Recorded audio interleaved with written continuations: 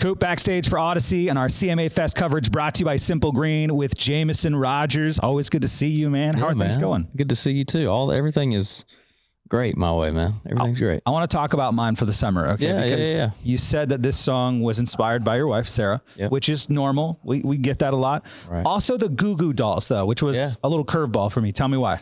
Yeah, well, I mean, I grew up, I'm 35, so I was like in high school in the 2000s. Yeah. So that era of music was always good. And so I was at a writing retreat. My buddy Jake started playing the riff that ended up being mine for the summer. And I was like, when he first started playing it, we didn't have an idea for it. He was just like, man, this would be cool, like a 6/8 kind of, 2000s rock thing. I was like, dude, it reminds me of Iris, you know what I mean? Which is awesome. If something reminds you of that, I mean, that song is one of the best songs ever. And so, we wrote that on a writing retreat, ironically, in the middle of the winter time in January. It was like 30 degrees outside, and we wrote a summer love song. So that's what songwriters typically do, something random. When you're writing a song that is inspired by your wife, do you have to run it by her first before you send it to like the label and say, hey guys, this is what we're doing?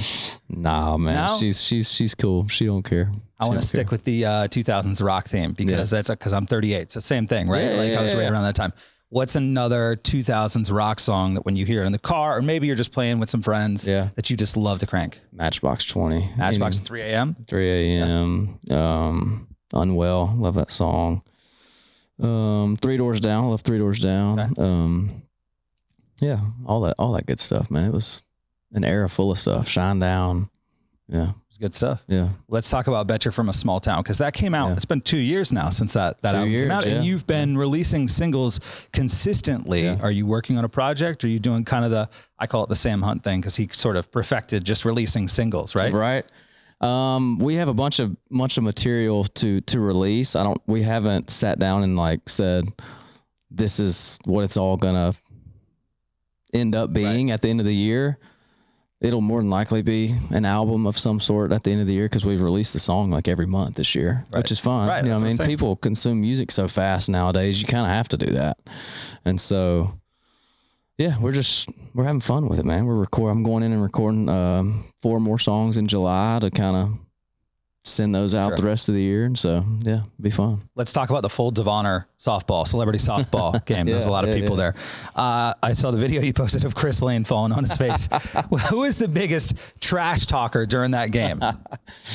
Man, the Bussin' with the Boys dudes, Taylor Lewan and Compton, they were at it pretty good. They're pretty good crap talkers. But as somebody that played baseball, right? Yeah. I mean, you've got to be right up there with them, right? Come on, man. I like to let my talking be on the field. You know what I mean? I don't not a big talker, but no, it was fun, man. I mean, it was. Last year was the first time I played that game, and it was like 4,000 people there, and I ran out on I played baseball, so I was like, I'm comfortable on a baseball field.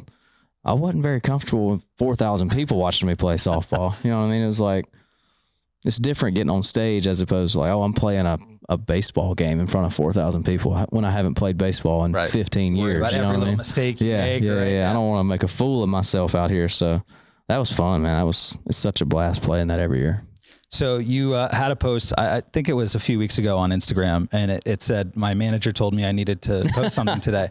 And he looks at the camera and he's like, I got nothing to say to you guys today. Tell me take me behind the scenes on something like that. Does your manager really bother you all the time and go, dude, you gotta post something today? I gotta be careful because my manager's right behind the camera. I gotta be, you've put me on the spot here, Coop, but man, the world of being an artist and having to, self-promote all the time. It's not the most comfortable thing for me. Sure. I'm not necessarily craving to put a camera in my face and tell people what I'm doing every waking minute of every day. You know what I mean? Right. But my team would love me to do that. And so they encouraged me to do that. And then that day, that was just my way of kind of being sarcastic. And so what was the response from the manager after you? Oh, he loved it. He loved it. He let me throw him under the bus a little bit. He was all good with it. I love it, Jameson. I'm a huge fan. It's always good to catch up with you, man. And I dig the single as well. Thank you, brother. Appreciate you, man.